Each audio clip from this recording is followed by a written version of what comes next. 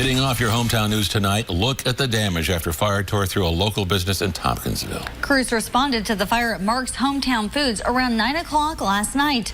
13 News reporter Corey McCauley has details. Kentucky State Police have made an arrest in connection to a murder that took place in Muhlenberg County. Yesterday afternoon, KSP responded to a report of a dead man at a home on State Route 189. Upon arriving, they discovered Overton Spoon was dead. Neighbors who lived across the street from where Spoon was found say that was not his residence, and they watched everything unfold from their windows. Breaking news coming into Channel 13 this evening. In his final days as governor, Matt Bevin pardoned Michael Andrew Hardy, the man who killed Jeremy Pryor in a traffic accident on November 21st, 2014. We will have an interview with Alan Simpson, the attorney who represented the Pryor family, on 13 News at 6 and 10. Almost 4 years after Gabby Doolin's death, the man who pleaded guilty to her murder is sentenced. Hello, everyone. I'm Gene Burke. And I'm Lauren Hansen. Emotions were high in the courtroom as Gabby's mother took the stand. Corey McCauley was in the courtroom and joins us live from Scottsville. Lauren, you're right. It has been a very emotional day for both families as they sat through about 5 hours of testimony from police, forensic experts, and witnesses.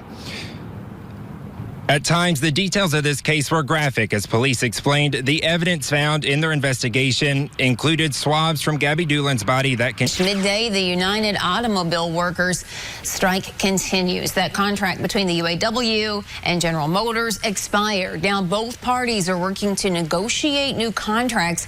We continue our coverage with 13 News reporter Corey McCauley, who is live at the scene.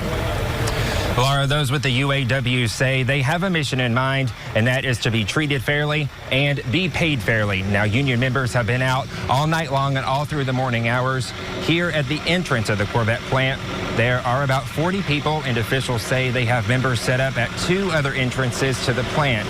Some of the topics union members are negotiating and would like to see improve are temporary hires and their path to permanent employment, wages, and health care.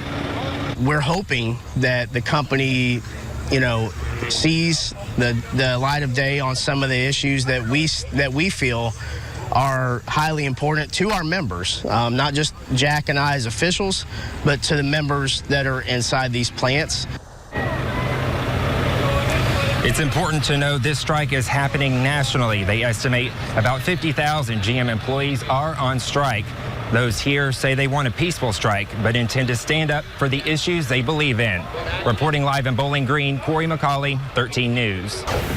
In the past few weeks, more and more counties throughout Kentucky have passed resolutions supporting the Second Amendment. While not all of these counties are sanctuaries, they still do have legislation passed that provides protection for people to have the right to bear arms. Now let's take a look.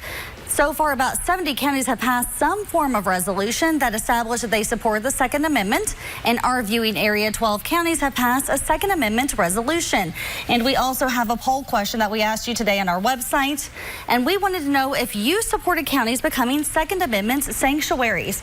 82% of you so far have said yes, while 18% have said no.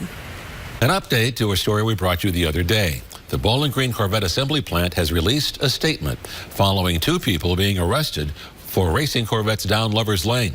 The plant says they're aware of the incident and the cars that were used were test vehicles. They also say they are still investigating the incident.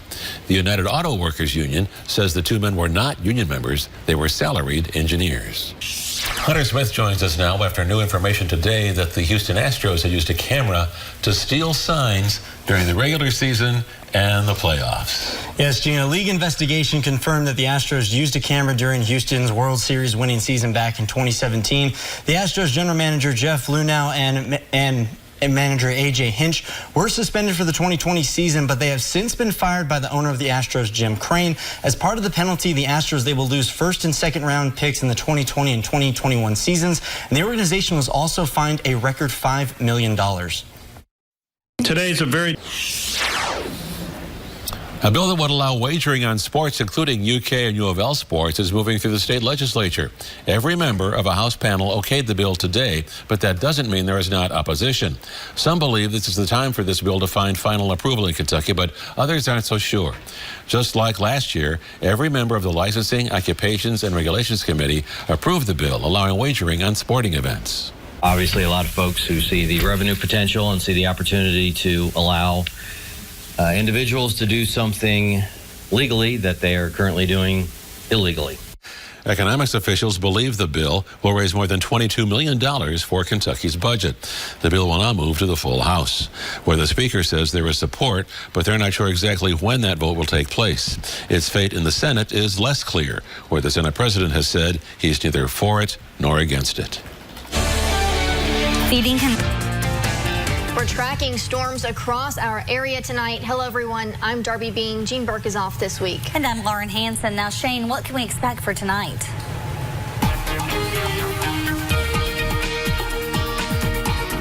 Well, Lauren and Darby, we can expect still the chance for some hail and gusty winds out of some of the strongest storms, which are still working through the area now. In fact, check out this picture of hail up to $half size. This taken by Terry. Justin Hobbs now joins us live. He's in Woodburn with severe weather coverage. He says thunderstorms and hail have been detected. Justin, what do we know? Hey, Darby, yeah, so I'm out here in Woodburn. I've been getting pelted by the storms as they've been moving through. In fact, I was headed to south of Russellville and got pelted by some hail that was up to pea size and some torrential downpours with gusty winds. In fact, caused blinding on the road to where I had to pull off. These winds are very gusty. This is 13 News at 5. And this news coming into our station just moments ago. The Warren County Sheriff's Department says this afternoon a vehicle lost control, left the road, and hit a tree on Kentucky 185. 13 News took this video at the aftermath of the scene. The sheriff's office says the driver passed away upon first responders' arrival. Weather conditions are believed to be a contributing factor in the crash, and the person is not being identified yet until all family members have been notified.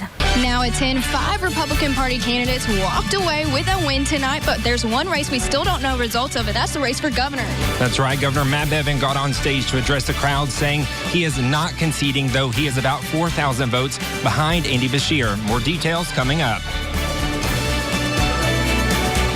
Candidate for Governor Andy Beshear and running mate Jacqueline Coleman took the stage tonight in downtown Louisville to give their victory speeches. And an update on all the candidates on this Kentucky's general election coming up later in the newscast. And a full recap of the results from today's election. 13 News at 10 starts now. Allison Baker is at the Galt House, where Republican candidates running for other seats on the ballot are gathering. Allison? It's been a long night for everyone here at the Galt House for the Republican Watch Party, which this room was just filled an hour ago, but has since emptied out. But 5 Republican Party candidates walked away with a win tonight, and Governor Matt Bevin made an appearance on stage to congratulate his party on doing so well. Ryan Quarles came to the stage first to make his victory speech and made it a point that after his win. We're still waiting the results of the governor race, which has closed all night. For now, reporting live in Louisville, Allison Baker, 13 News. Thanks so much, Allison. Now to Brandon Jarrett, who's at the C2 Event Center, where the Democratic Campaign Watch Party is being held. Hey, Brandon. Lauren, the day began with a lot of energy, and that energy is still in the air here tonight. There's lots of victory screams as people are just excited about the results of today's election. And it was a very close race between all the candidates today. Greg Stumbo lost to Republican Daniel Cameron 58 to 42%, making Cameron your new Attorney General. Heather French Henry lost. 13 News. Thank you, Brandon. Clouds fill the start of our election day, but sunshine won at the polls this afternoon. But get ready for rain and a big change late this week. Shane tells us what lies ahead in his forecast. Then I'll be back with expert analysis of tonight's exciting governor's race. 13 News is helping out during the season of giving by ringing the bell for the Salvation Army at Cabela's. Lauren and Jean, Justin and I are standing outside of Cabela's right now, hoping to get some donations for the Salvation Army. And Justin, how many people do they help throughout the year?